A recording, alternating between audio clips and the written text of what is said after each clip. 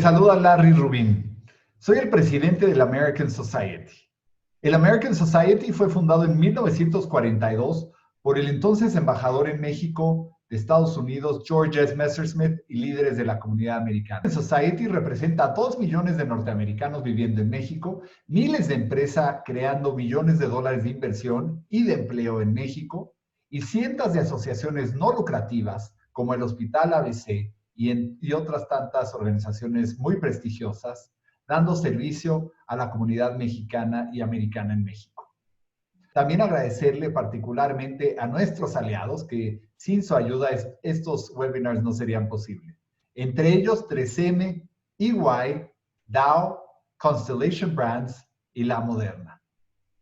Hoy tenemos el gran agrado de tener con nosotros, que hablará con Jill Metcalf, nuestra vicepresidenta y miembro del Consejo, muy apreciada desde hace muchos años y gran participante también de la American Society, quien estará platicando con el doctor David Shidlow. El doctor David Shidlow ya ha venido a platicar con el American Society y le agradecemos de sobremanera que nos acompañe nuevamente. Con eso dicho, vamos a darle la bienvenida a Jill Metcalf. Jill, buenas tardes. Muchas gracias, Larry. Tenemos el inmenso placer, honor de que nos acompañe hoy el doctor David Shidlow. Y les voy a platicar un poco sobre su trayectoria. Es impresionante y creo que van a estar de acuerdo con nosotros. Estudió una licenciatura en Administración de Empresas del Instituto Tecnológico Autónomo de México. Después, médico cirujano de la Universidad Autónoma Metropolitana. Continuó sus estudios como en psiquiatría de adultos por la Universidad de Londres, con sede en Londres, Inglaterra. También psicoanálisis por el Instituto Británico de Psicoanálisis, con sede en Londres, Inglaterra. Tomó también, o cursó también, terapia individual y familiar por la Universidad de Londres, con sede en Londres, Inglaterra, psiquiatría infantil por la Universidad de Yale, con sede en Connecticut, Estados Unidos.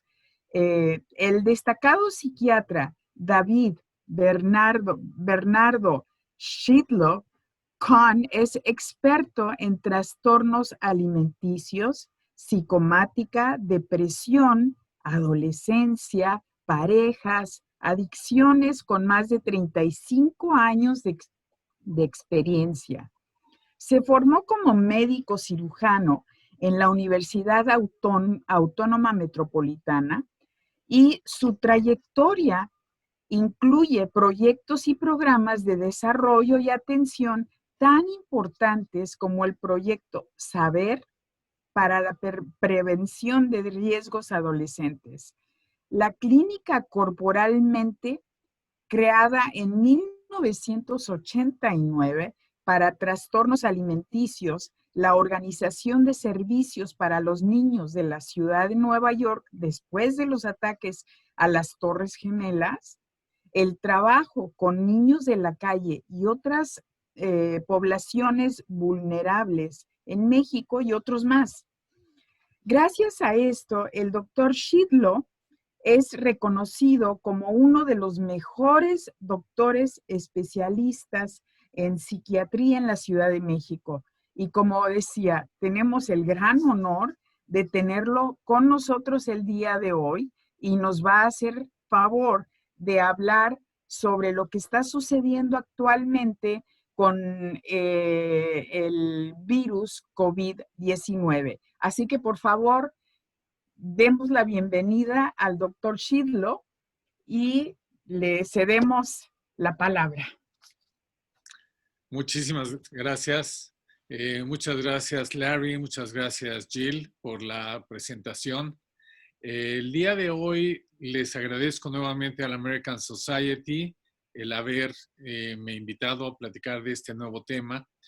Quiero volver a recalcar que las ideas que yo presento en el tema representan mis visiones y no la de las organizaciones que represento.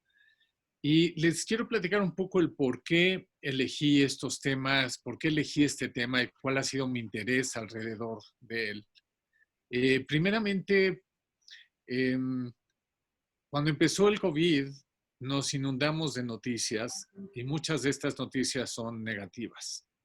Y una parte de mí empezó a darse cuenta que había otra vertiente que tenía que ver con lo que estaba pasando en el mundo, en el mundo de la investigación, alrededor de las vacunas y de los medicamentos. Así que decidí seguir muy de cerca esta investigación.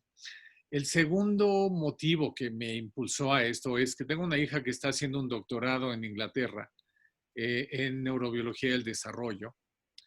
Y como muchos de los investigadores en Inglaterra, fue reclutada para estar en stand-by en caso de que se necesitara para hacer investigación alrededor de medicamentos y vacunas. Estas dos vertientes me llevaron a este punto en el que dije, ahí es donde está el futuro de terminar con esta pandemia. Si me ponen la presentación, por favor. Ok, entonces vamos a platicar hoy en día del estado actual de la investigación en las vacunas y medicamentos en relación al COVID-19 al día de hoy. Y para ello les voy a hablar de muchos temas, algunos suenan temas complejos médicos, pero lo voy a poner de la manera más clara posible porque creo que hay mucha información muy positiva alrededor de estos eventos. Entonces, lo primero que vamos a ver es estas páginas que son muchas de las que me he utilizado yo para darle seguimiento a esta investigación tan increíble que se está dando a todo alrededor del mundo. Y vamos a hablar entonces de cómo es que se da un estudio de vacunas en el mundo. Hay 4 fases fundamentalmente. La primera se refiere a una primera introducción de la vacuna en una etapa experimental, en una población humana, en la que se está buscando básicamente sus niveles de seguridad y los efectos biológicos, pero el más importante de todos, evidentemente, es la inmunogenicidad, que quiere decir si el ser humano es capaz de generar inmunidad para este patógeno específico. En el caso nuestro es el COVID-19. Normalmente la fase 1 utiliza no más de 100 voluntarios y esa es la manera en la que se va dando. En la fase 2 ya se refiere a ensayos que están determinados usados para determinar la eficacia de la vacuna.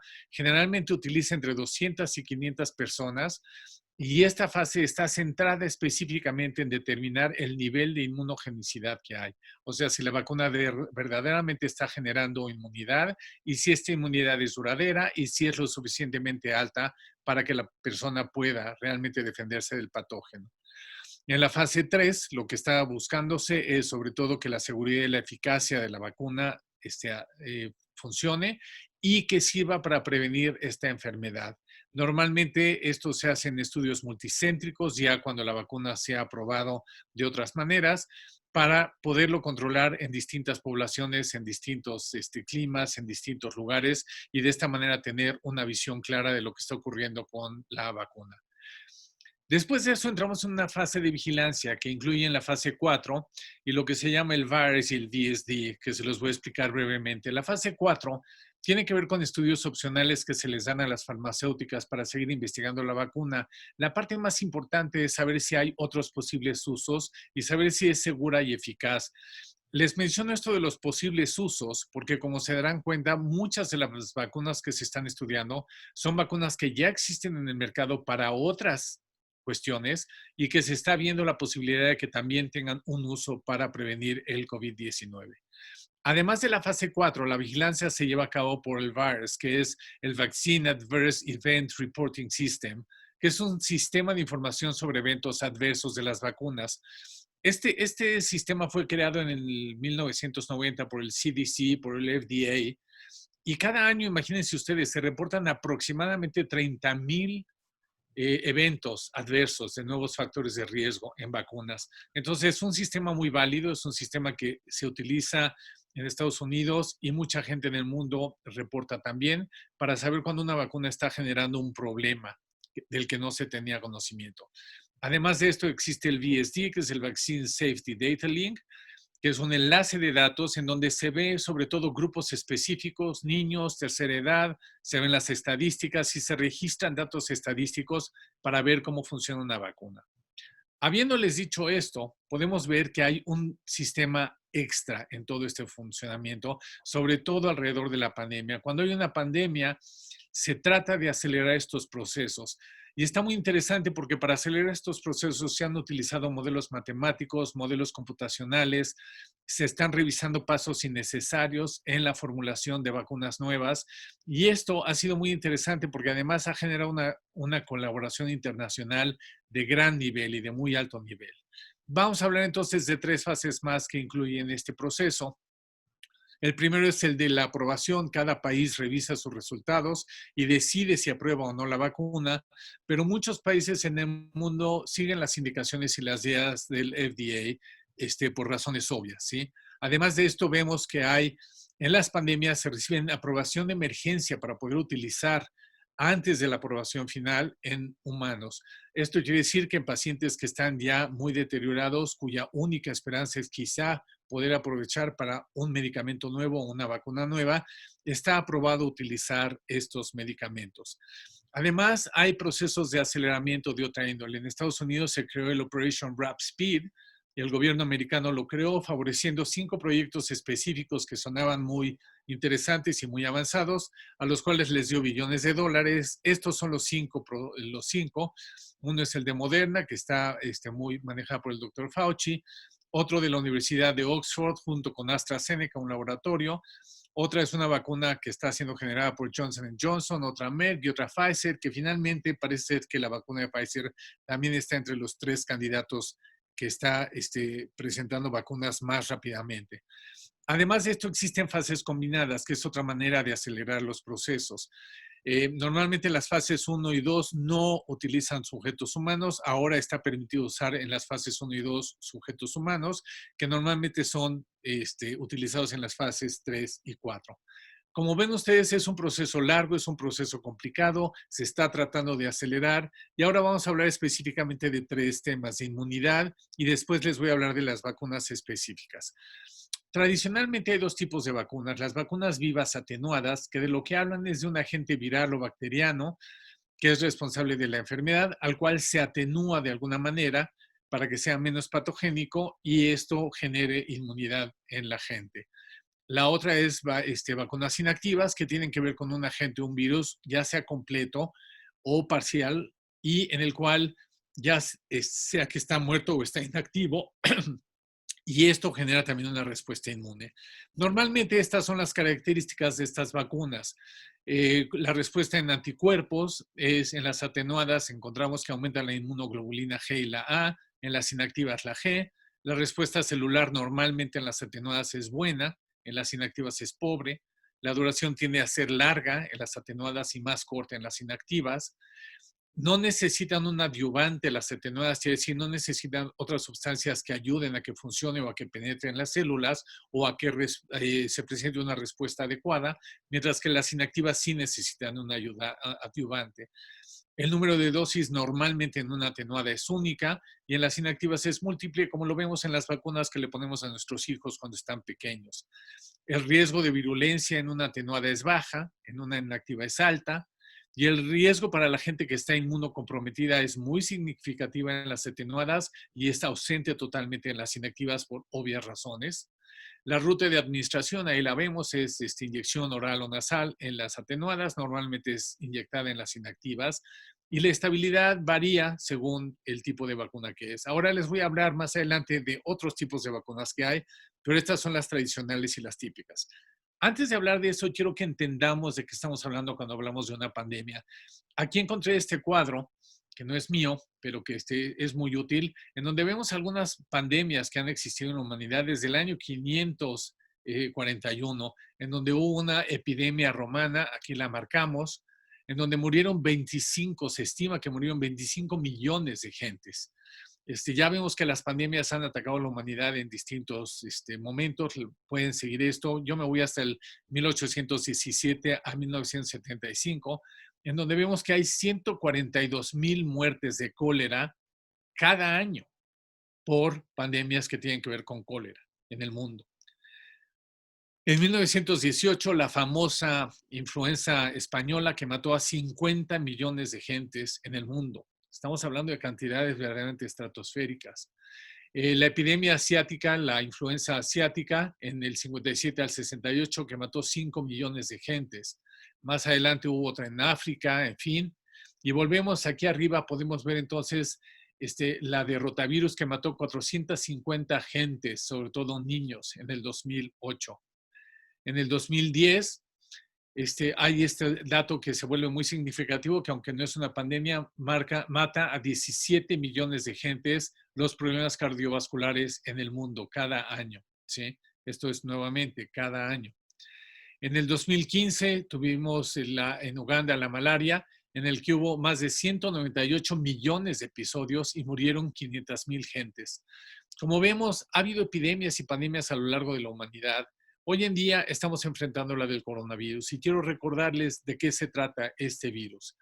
Este virus es un virus que está compuesto por ARN, que es el ácido ribonucleico, es una variación del ácido desoxirribonucleico, el famoso ADN. Tiene una membrana lípida y glicoproteica, quiere decir que tiene grasas y proteínas. Y lo que pasa es que hay 3 proteínas que se han estado atacando para hacer vacunas y medicamentos. La más importante es esta, la proteína S, o que se llama Spike, porque es la que le ayuda a penetrar a la célula, ¿sí? También hay una proteína E, que es la que ayuda a infectar la célula, ya que está dentro, y una proteína N que camuflajea el material genético, lo que hace muy difícil, ya que está dentro de la célula, el poder hacer algo para matar o inactivar este virus. La manera en que entra a la célula es a través de una enzima que tenemos todos que se llama la enzima convertidora de angiotensina, que está en la membrana de las células y que en el momento que la proteína S del virus está en contacto con esta enzima, le permite penetrar a la célula. Una vez dentro de la célula, utiliza la maquinaria genética humana para replicarse y ya que se replicó, destruye a la célula y se libera una cantidad enorme de virus al sistema. Eso es lo que está pasando con las células de los pulmones. ¿Cómo es que funciona la inmunología? Veámoslo muy brevemente para entender por qué se están buscando estas vacunas. Fundamentalmente tenemos 2 tipos de inmunidad. Una inmunidad que se llama innata o natural o nativa, ¿sí? Y que está hecha por mecanismos existentes desde antes de que se desarrolle una enfermedad. Hay barreras físicas como la piel y el pelo, hay barreras químicas como ciertas sustancias, hay células fagocíticas que en cuanto reconocen alguna célula extraña, la destruyen. Pero además tenemos una inmunidad adquirida o adaptativa, ¿sí? O específica, como se llama, que es la que estimula la producción de ciertos anticuerpos cuando estamos en contacto con agentes infecciosos como un virus, en este caso como el virus del COVID. Y hay 2 tipos de esta respuesta adaptativa, la inmunidad humoral, que es la producción de anticuerpos, como lo vamos a ver en un instante, y la inmunidad celular. Parecen conceptos complejos, pero son muy simples. La inmunidad humoral es la producción de anticuerpos. Es cuando estamos expuestos a un patógeno, ¿sí? Cuando nos vacunan o cuando nos enfermamos de alguna enfermedad y entonces se activan los linfocitos B que van a crear anticuerpos que nos permitan luchar en contra de la enfermedad. A diferencia de la inmunidad celular, que está llevada a cabo principalmente por los linfocitos T, y que atacan directamente, es un mecanismo de defensa que ataca al microorganismo intracelular, tales como virus y algunas bacterias. Cuando nos queda claro esto, entonces podemos entender cuál es la función de una vacuna. La vacuna trata de encontrar la producción de estos anticuerpos según el patógeno para que podamos destruirla. Hablando un poquitito de la historia del COVID, en enero del 2020 de este año se decodificó el genoma del lo que se llama el SARS-CoV-2, que es el patógeno que causa el coronavirus. Las primeras pruebas de inmunidad en humanos se empezaron a realizar en marzo del 20. Muchas de ellas han fallado y muchas no arrojan resultados significativos. Entonces empieza la carrera para tratar de desarrollar una vacuna que permita estimular al sistema inmunológico para producir anticuerpos. Y déjenme explicarles, aquí hay 5 tipos de vacunas. Las genéticas, que usan parte o la totalidad del material genético del coronavirus para provocar una respuesta inmune. Las que se llaman vectores virales, que utilizan un virus distinto del material genético del COVID para producir un efecto inmunológico. las basadas en proteínas que utilizan únicamente parte del virus. La famosa proteína S de las que les hablaba antes, o el spike, se ha estado utilizando mucho y eso lo que se busca es provocar una respuesta con esa proteína para que ni siquiera pueda penetrar a las células. La vacuna de tipo de virus completo, en donde hay lo que les mencionaba antes, virus atenuados o inactivos que provocan la respuesta. Y finalmente las vacunas reposicionadas, que son vacunas que ya existen, como mencionamos, y que lo que están buscando es ver si sirven para otros patógenos también. Habiendo dicho esto, les voy a dar algunos ejemplos nada más de vacunas que se han estado estudiando y al final de la plática les voy a mencionar cuáles van avanzando y cuáles son las que están funcionando. Una de las que primeramente se empezó a estudiar es la famosa BCG, que es la vacuna de la tuberculosis, una bacteria de tuberculosis bovina. Lleva 100 años de existencia en el mundo. Ya está en la fase 3. En la fase 3 ya se estudiaron 18.798 sujetos para ver si les confiere inmunidad contra el coronavirus. Y en la fase 4 ya van 5.714 sujetos que han sido probados, todos ellos con buenos resultados. Parece ser que el hecho de que proteja contra otras enfermedades respiratorias, tanto en laboratorio como en vivo, confiere la posibilidad de que ahora se estudie para ver si reduce la morbimortalidad del coronavirus. Esta va avanzando. Hay 12 países involucrados en el estudio de esta vacuna, más de 25 instituciones involucradas, y esta es más o menos la forma en que se espera que funciona. Se desactiva el patógeno, se debilita el patógeno para que cause una respuesta y ver si de esta manera podemos prevenir que infecte más personas. Otras vacunas que se han estudiado es la famosa vacuna que le ponemos a los niños, papera, sarampión, rubiola, MMR. Este es evidentemente un ejemplo nada más de reposicionamiento. La vacuna del virus es una vacuna del virus vivos atenuados. Y la hipótesis es que los anticuerpos del sarampión pueden proteger contra el coronavirus. Se está estudiando en fase 3, se han visto a 200 sujetos. Otra es la vacuna que les mencionaba yo de AstraZeneca con la Universidad de Oxford, que en abril del 20 ellos empezaron a estudiarla con este código. Es un adenovirus atenuado también, que expone la proteína S, el spike, la proteína de los picos, como les mencionaba yo, la que permite penetrar a la célula. Y el individuo genera una respuesta inmunológica contra esta proteína de este ADN. La protección es contra el COVID directamente en esta vacuna.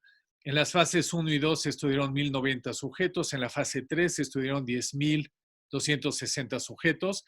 Y están preparando la posibilidad de que para fin de año tengan 400,000 dosis. Esto es lo que habían dicho en abril del 20. Vamos a ver qué pasa más adelante.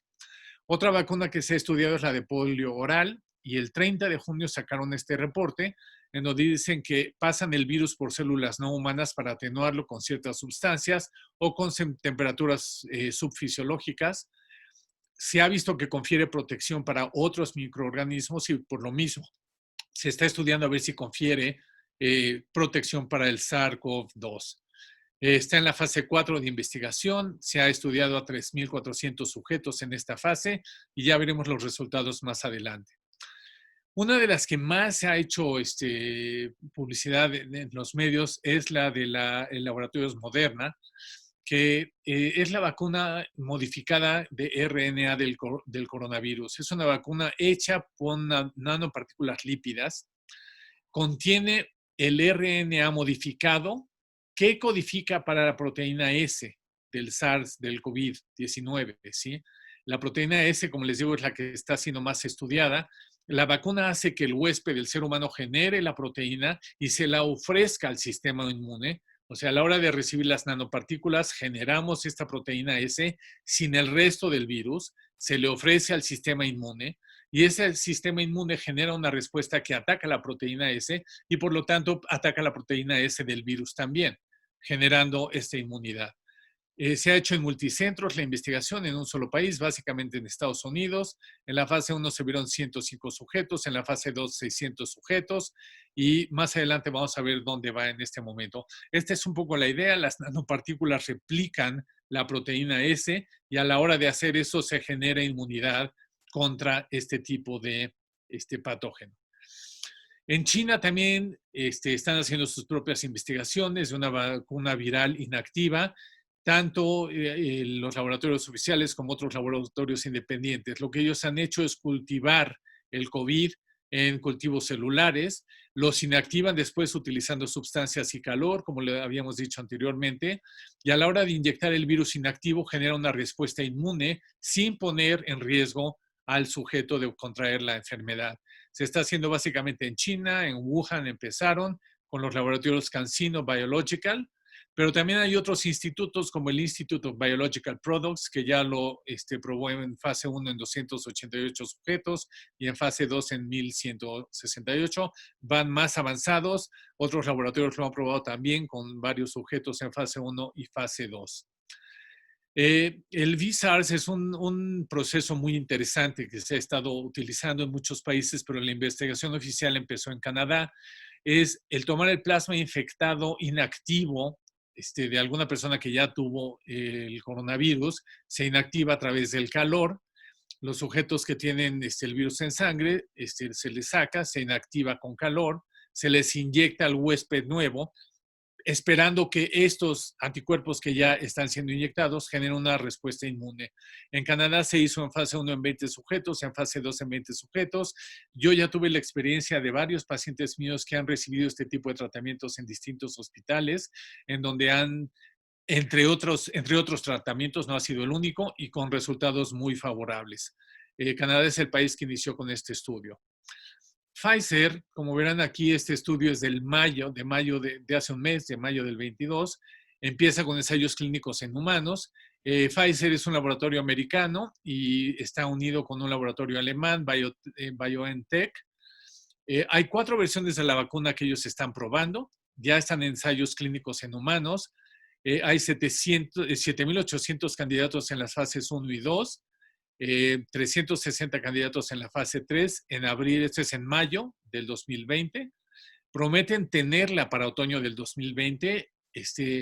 Están creando laboratorios en varios lugares del mundo para ampliar la producción mundial, tanto laboratorios que puedan hacer la vacuna como laboratorios que puedan hacer los viales, el vidrio, las cajas, etcétera, para poderlo distribuir rápidamente. Estas son las 4 tipos de vacunas, no vale la pena adentrarnos mucho en ellos, pero son modificaciones del RNA del virus. Están siendo bastante exitosos todos los ensayos clínicos. La idea es producir proteínas de las células que eviten que el ser humano se enferme. El 1 de julio, vean ustedes, hace escasos 7 días, dijeron que lo que habían encontrado es que las vacunas son seguras, tolerables y son inmunogénicas. Lo que quiere decir es que producen la inmunidad necesaria para este virus. Estos son resultados prepublicados que piensan publicar prontamente. Israel es el segundo país del mundo con más startups y ellos han hecho varias investigaciones. No tienen los recursos probablemente para la producción, pero de ahí han salido muchos de los estudios que han permitido producir vacunas en otros lugares. Hicieron el aislamiento del anticuerpo monoclonal y de otros 8 anticuerpos de este virus. Han utilizado el plasma para aislar anticuerpos para vacunas y medicamentos. Otro startup pudo hacer una vacuna de subunidades, uniéndolo a una proteína bacteriana que de esta manera hace que se despierte el sistema inmune. Otro laboratorio ha producido algas modificadas que contienen la molécula del coronavirus y que a la hora de ingerirse de manera alimenticia generan una respuesta inmune en el sistema digestivo. Esta es una tecnología que se ha utilizado anteriormente y se está utilizando para desarrollar vacunas y medicamentos para COVID. Y finalmente otro laboratorio que ha desarrollado una técnica desde hace 15 años que se llama el RBM, que es un punto de unión receptor donde se une el virus al receptor y que están viendo la manera en que esto se puede hacer, ya que, como yo les dije, el virus tiene esta capacidad de esconderse del sistema inmune, pero si se bloquea el receptor, entonces la vacuna es capaz de encontrarlo y de inactivar al virus. Todos estos ensayos están en fases 2, 3 y 4. Vamos a hablar de algunos problemas potenciales que hay. Primeramente, si la enfermedad se puede hacer más grave a la hora de recibir la vacuna, que es una pregunta que mucha gente hace.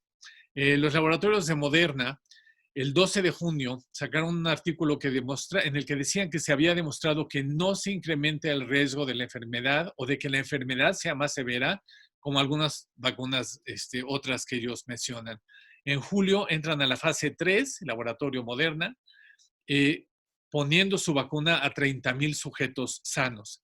La vacuna parece inducir proteínas de respuesta, potentes respuestas de anticuerpos neutralizantes y finalmente parece proteger contra el coronavirus tanto en pulmones como en nariz sin ningún efecto tóxico. Evitan que el virus haga copias de sí mismo en los pulmones, como habíamos visto, y entonces esto evidentemente protege y confiere inmunidad. Ellos creen poder producir entre 500,000 y 1,000 millones. 1,000 millones en Estados Unidos son 1 billón de vacunas para el 2021. Algunos otros problemas potenciales. AstraZeneca el 14 de junio firmó un acuerdo con Alemania, Holanda, Francia e Italia para producir esta vacuna experimental. La Universidad de Oxford la aprobó en 5,000 sujetos con muy buenos resultados, junto con AstraZeneca y con IRBM, y están pensando producir para final del 2020 400,000 dosis de vacunas. Pero además tienen un acuerdo con el Reino Unido y con Estados Unidos para producir otras 700,000 dosis de vacunas y un acuerdo con India, con el Instituto de Suero de India, para producir 1,000 millones de dosis de vacunas. Entonces, AstraZeneca, junto con la Universidad de Oxford, están pensando tener para fin de año 2,000 millones de vacunas. Claro que todo esto depende de que lleguen a la fase 4.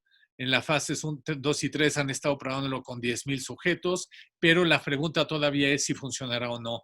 Todo el mundo está preparado para producir las vacunas. Faltan los últimos procesos de investigación antes de poderla producir masivamente y de recibir las aprobaciones adecuadas. Esta es la forma en que funciona esta vacuna. Vemos nuevamente que es atacando la proteína S del ADN o del ARN del virus, y a la hora de hacer esto se genera una respuesta inmunológica.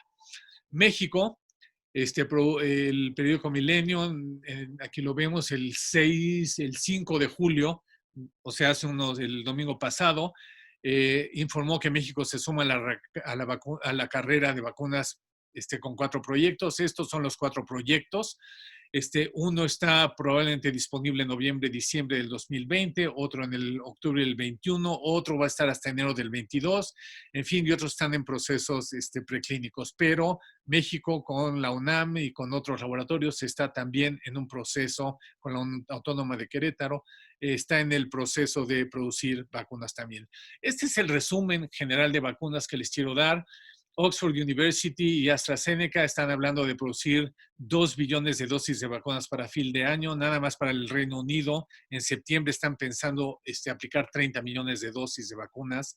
Moderna en Estados Unidos, que va en la fase 3 ya en julio, está pensando producir 1 billón de dosis para fin de año. CanSino Biological, que es la China, está pensando ya comercializar la vacuna en Asia y posteriormente en el resto del mundo. BioNTech en Alemania junto con Pfizer está pensando ya en producir millones de dosis de vacunas para fin de año.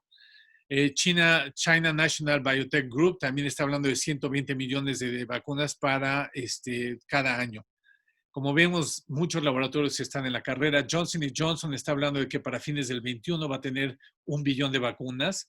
Y Sanofi, que es el laboratorio francés, junto con GlaxoSmithKline, están hablando de 600 millones de dosis. Imperial College en London, Merck y otros laboratorios también están en la carrera. Este es el estado actual que tenemos de las vacunas y lo que podemos estar esperando. El día de ayer encontré esta nueva información que no había metido, que es una nueva técnica de vacunación, que es inyectar un plásmido, ahorita lo voy a explicar, de ADN que codifica para estos antígenos del SARS-CoV. Es una tecnología nueva que se llama Selectra, a través del cual, a través de un pulso electrónico que se llama electroporación, se forman poros en las células que permiten absorber de mejor forma los plásmidos.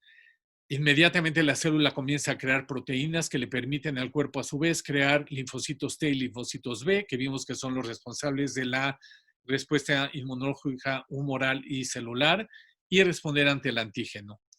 Los plásmidos son unas moléculas de ADN que están formados en círculo, en forma de anillo, y que están presentes en muchos microorganismos, como en bacterias. Se replican de manera autónoma, no necesitan del resto de la bacteria, y no son infecciosos. Aquí lo vemos del lado derecho, estos son los plásmidos que pueden existir dentro de la bacteria y que se replican. Del lado izquierdo vemos cómo existe la técnica esta de electroporación, en la cual se mete el plásmido de la proteína S y se espera responder de una manera adecuada ante el antígeno. Déjenme decirles un par de cosas acerca de la guerra de las vacunas. ¿Por qué algunas personas dicen que no se pondrán la vacuna? Dentro de la pequeña población que yo he podido entrevistar, muchos dicen que no confían en los procesos. Dicen que el proceso de investigación ha sido muy rápido, que existe mucha política detrás de la creación de estas vacunas y que hay una carrera comercial para generarlas, lo cual les genera cierta inseguridad. Creámoslo o no, hay algunas gentes que siguen diciendo que la enfermedad no existe y que por lo tanto no se van a poner la vacuna. Algunas personas tienen miedo a los efectos de la vacuna a largo plazo porque dicen que esto puede pasar, pero si lo pensamos, vacunas que están en el mercado hace 40 y 50 años siguen apareciendo algunos efectos secundarios, así que los efectos a mediano y a largo plazo habrá que esperar y verlos, lo cual no implica que la vacuna no pueda funcionar. Algunas otras gentes han hablado de la actividad política detrás de la creación de las vacunas. Quiero mencionarlo muy brevemente. Obviamente hay una guerra por adelantarse a los competidores. Como vimos, hay 4 o 5 laboratorios muy poderosos unidos con algunas universidades que están tratando de producir estas vacunas. Obviamente los países que tienen mayores recursos económicos y científicos están adelantándose en esta carrera, pero si lo pensamos hay 2 frentes en esta guerra por la vacuna del coronavirus. Uno es el científico-tecnológico, que es quien encuentra la mejor opción lo más rápido posible, y el otro es el económico, porque todos los países estamos preocupados por los efectos económicos que va a haber. Encontré un quote muy interesante en el Financiero de este escritor Omar Cepeda, que dice que la vacuna contra el COVID jugará un papel crucial y su obtención se convertirá en un parteaguas hacia la creación de un nuevo orden global. Evidentemente, esto lo que implica es que la vacuna va a ofrecer una recuperación económica enorme a quien la comercialice primeramente. Y por ello es que hay toda esta guerra mediática en la que también hemos estado expuestos a fake news en relación a las vacunas, a promesas falsas en relación a las vacunas o a declaraciones mediocres. Realmente hay que seguir las páginas científicas para saber lo que está ocurriendo con las vacunas y vamos a encontrar cada vez mayor información. Movámonos ahora a los medicamentos. ¿Qué está pasando en el área de los medicamentos? Aquí están las páginas en las que me he apoyado para obtener la información básicamente. Y voy a hablarles muy brevemente, igual que lo hice de las vacunas, de cómo se generan estos medicamentos. La Declaración de Helsinki, que se hizo por la Asociación Médica Mundial en el 64, fue creada básicamente para proteger y regular la investigación en seres humanos de medicamentos y vacunas. Y esto lo que dice es que en la fase 1, según la Declaración de Helsinki, habla de una investigación no clínica, ¿sí? Una investigación que solamente puede ser clínica si es que es éticamente justificable. Y esto ocurrió, por ejemplo, en la fase 1 con quimioterapias y con investigación de HIV, siguiendo el artículo 3.2 de la Declaración de Helsinki. En las fases 2 y 3, los ensayos con medicamentos ya se pueden utilizar en humanos según las declaraciones según los incisos de la Declaración de Helsinki, y habla de una investigación médica combinada con atención profesional. O sea, no se puede hacer únicamente la investigación médica, sino que tenemos que estar cuidando a los pacientes que reciben estos medicamentos. No obstante, habla de la libertad del médico de usar una nueva medicina, ya sea para diagnóstico o para tratamiento, si a su juicio le ofrece la esperanza de salvar una vida o de restablecer la salud o de aliviar el sufrimiento. Esto lo hemos visto con pacientes que están internados ya en estados terminales por el COVID y que se han probado medicamentos, algunos de los cuales los han rescatado y algunos otros desafortunadamente no. Pero esto está basado en este inciso de la Declaración de Helsinki. Un ejemplo de ello fue la hidroxicloroquina, que todos al principio oímos que mucha gente hablaba de que era el medicamento de rescate, mucha gente salió a comprarla y posteriormente, en junio, la FDA la desautorizó por todas las complicaciones que veía. Entonces hay que seguir de cerca lo que está pasando con estos medicamentos.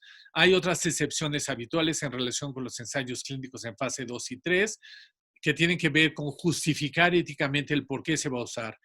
Esto también habla de la investigación que se hace con placebos, que no se puede hacer a menos de que se justifique el valor diagnóstico o terapéutico para el paciente. Y hay muchos otros procedimientos de investigación que son características de las últimas fases de desarrollo de un medicamento, todos los cuales siempre deben de justificarse. Sí, tiene que haber una expectativa razonable y que haya poco o ningún riesgo que se pueda justificar en ese momento. Finalmente, la fase 4 de medicamentos, de lo que habla es de estudiar la seguridad del tratamiento farmacológico a través del tiempo, igual que lo vimos con las vacunas. Los estudios clínicos en esta fase normalmente ya han sido aprobados por la FDA y están en libertad los médicos de recetarlos siempre y cuando estén pendientes de los efectos que puedan tener en la gente, ¿sí?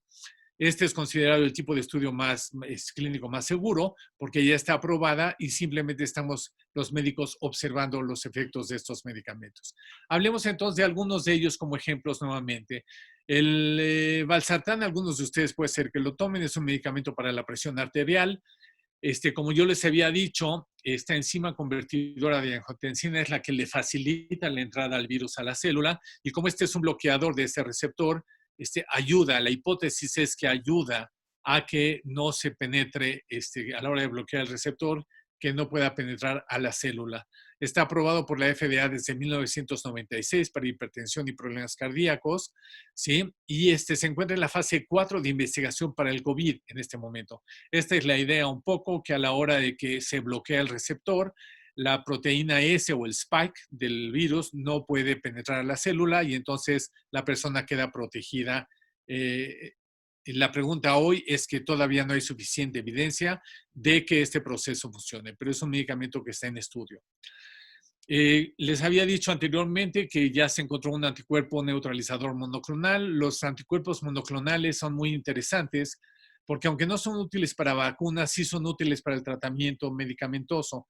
Y básicamente porque cumple con 3 parámetros. El primero es que se ha demostrado que tiene una capacidad para neutralizar el COVID-19, este anticuerpo monoclonal específico. El segundo, que se han hecho pruebas específicas para el COVID y se ha comprobado que tiene propiedades protectoras. Y tercero, que a la hora de tratarse de un anticuerpo monoclonal, quiere decir que no hay otras proteínas adicionales que pudieran generar efectos secundarios negativos. Los anticuerpos monoclonales son muy buenos y por eso se utilizan. Esta es la forma en que funcionan. El anticuerpo previene que la bacteria o el virus pueda atacar a la célula.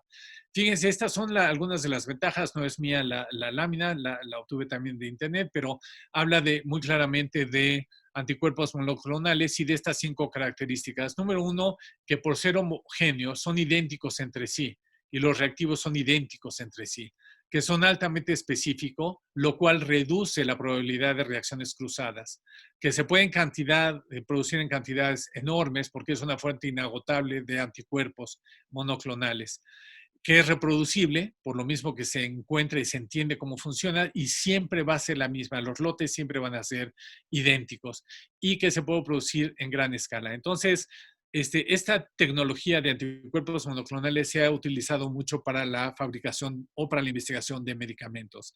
Este es otro medicamento que también es un medicamento para el corazón y para la hipertensión arterial. Fue aprobado también desde el 96 por la FDA.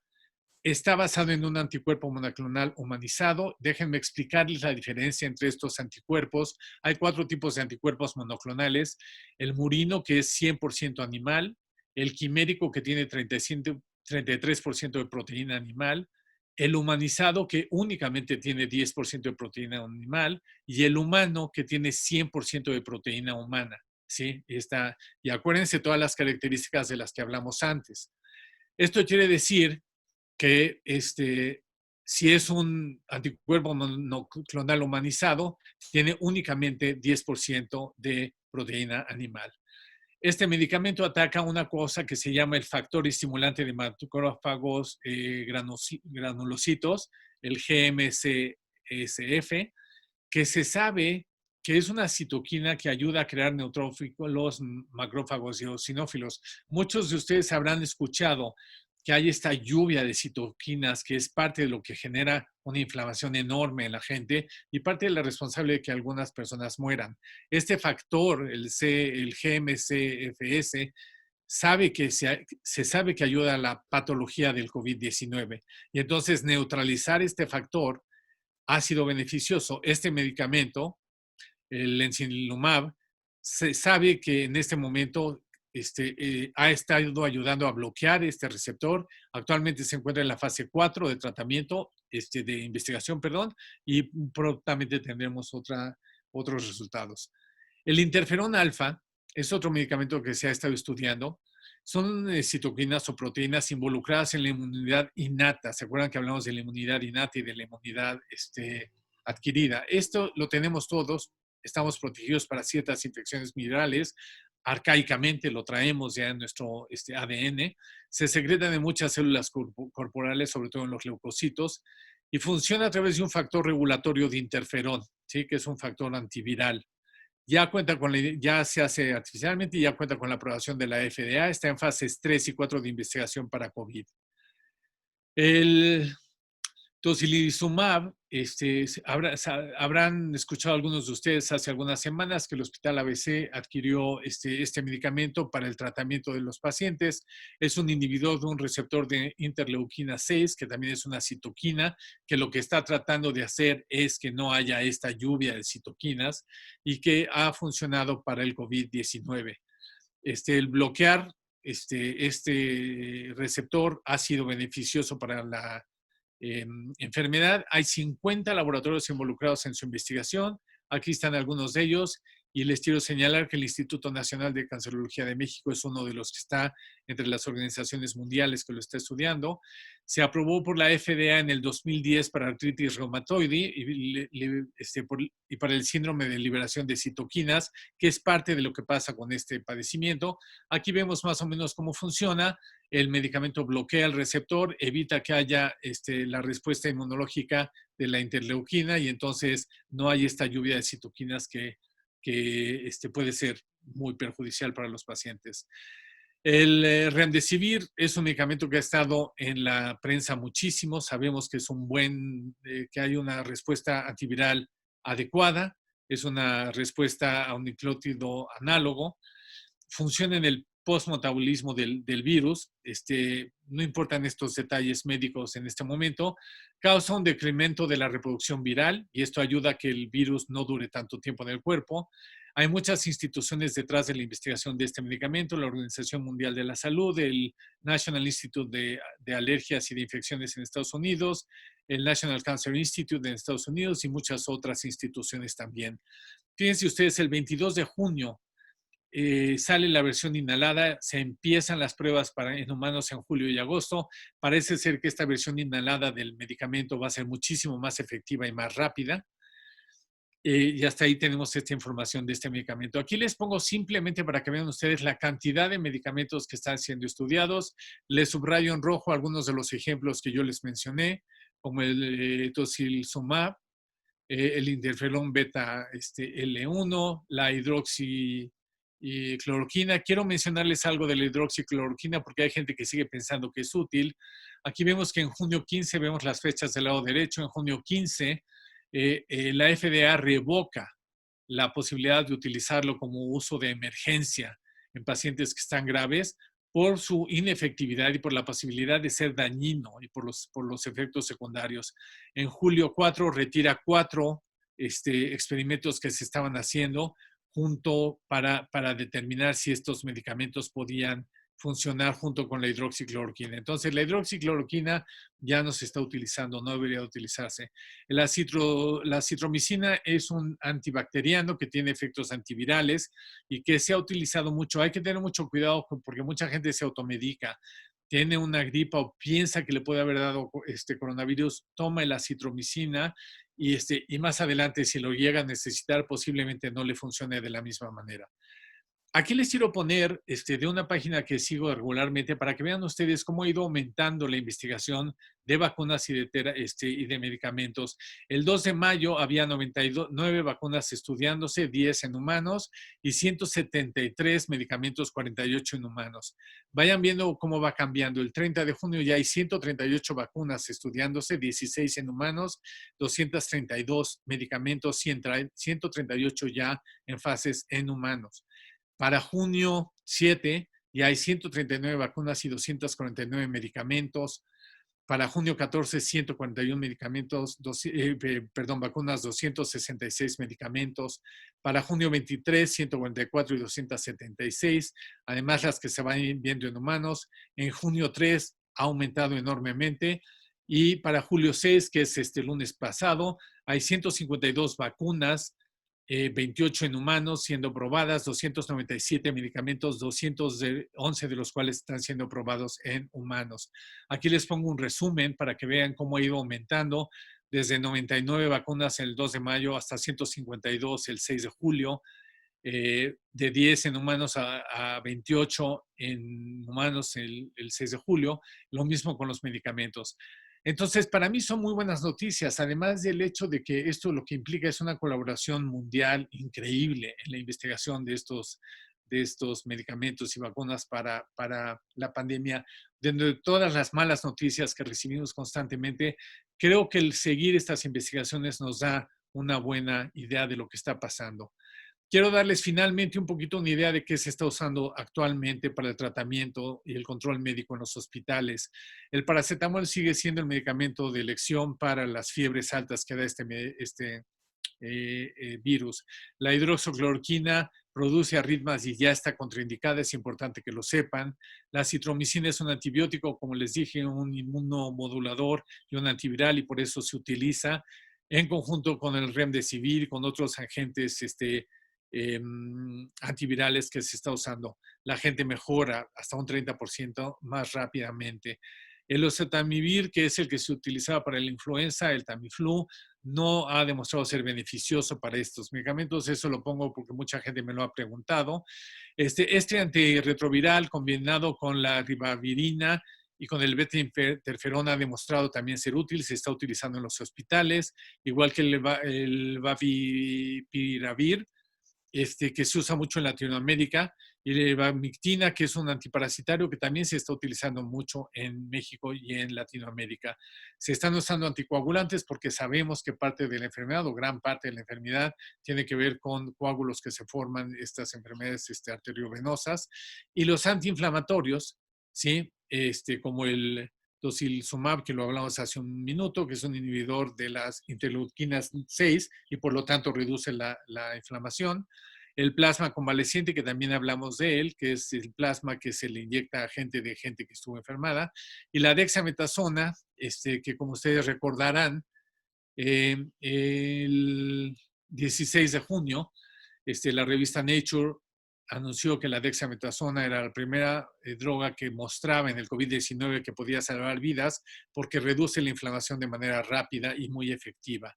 Entonces, esta se utiliza en dosis de 6 miligramos diarios, reduce la mortalidad, aproximadamente una tercera parte de los pacientes se ponen menos graves o tienen menos problemas respiratorios, y aproximadamente una quinta parte de ellos muere menos, aún aquellos que están en oxígeno. Esta es la información que les tengo. Creo que son en general buenas noticias. Creo que en general es una información muy impresionante de cómo el mundo se ha organizado para encontrar la cura de este medicamento y que no cause, además de todas las muertes, que ya vamos arriba de 500,000 de muertes, que no cause tantas muertes como pandemias anteriores en el mundo han causado. Muchísimas gracias. Les agradezco su atención. Doctor Shidlo, tengo un par de preguntas que han surgido de este tema que nos gustaría dirigirle. Una, por ejemplo, cuando un paciente se recupera y ya tiene sus anticuerpos en su cuerpo y resulta que aparentemente actualmente se están disminuyendo con el tiempo. ¿Esto puede ser algún problema en el futuro? Esto ocurre muchas veces con muchos patógenos, que la respuesta inicial es muy alta, hay anticuerpos circulando muy alta, y después tiende a disminuir. Hay una investigación de una universidad sueca, del Instituto Karolinska de Suecia, en donde parece ser que demostraron, he buscado si se ha replicado este estudio o no, pero ellos ya informaron que parece ser que el virus confiere una inmunidad muy a largo plazo. Como en muchas otras enfermedades, quedan algunos anticuerpos circulando y si llegara uno a estar expuesto nuevamente, estos anticuerpos son capaces de volver a generar una respuesta inmunológica. Parece ser que el virus ha mutado ligeramente, lo cual implica que es un poco más contagioso, pero también es un poco menos letal. Entonces, esto también ha contribuido a que estemos un poquito en un mejor estado hacia el futuro. Muchas gracias. Y por último, otra pregunta. ¿Qué tratamiento sugiere usted para prevenir la enfermedad?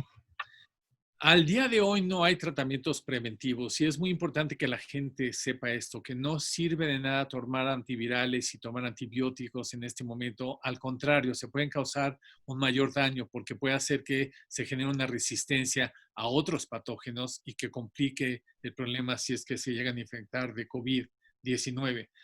La mejor prevención que hay hasta el día de hoy es utilizar mascarillas, lavarse las manos entre 4 y 5 veces por hora o utilizar gel, mantener la distancia aún de la gente, permanecer en casa el mayor tiempo posible y seguir las indicaciones de higiene que nos han estado y que hemos estado reportando desde el inicio de la pandemia. Esa es la mejor prevención. No tocarse la cara y mantener la higiene puede llegar a prevenir hasta en un 95% de la posibilidad de infección. Y por último, ¿usted cuándo predice que tendremos vacunas disponibles en México de forma generalizada? Mire, es una respuesta muy difícil. Si seguimos las noticias populares, pasado mañana. Pero si seguimos la investigación y algunas de las páginas oficiales, parece ser, y yo quisiera creer que esto es cierto, que entre septiembre y octubre empezarán a hacerse las vacunaciones masivas en Estados Unidos, en Europa, en China, en Asia, y posiblemente hacia finales de ese periodo estarán llegando a países latinoamericanos. Así que yo creo que hacia final de este año tendremos posibilidades de vacunas, no una, sino varias. La pregunta aquí va a ser cuál elegir y la pregunta va a ser que la gente decida si se la quiere poner o no. Bueno, pues muchas gracias. Creo que nos ha mostrado ampliamente lo que todos nos preguntamos, ¿por qué no sacan la vacuna, no? Y todas las razones y toda la complejidad que va atrás de un movimiento, una vacuna nueva, ya empezamos a entender la mayoría. No, pues ya entiendo que están trabajando muchísimo, que están haciendo pruebas en humanos y obviamente está caminando.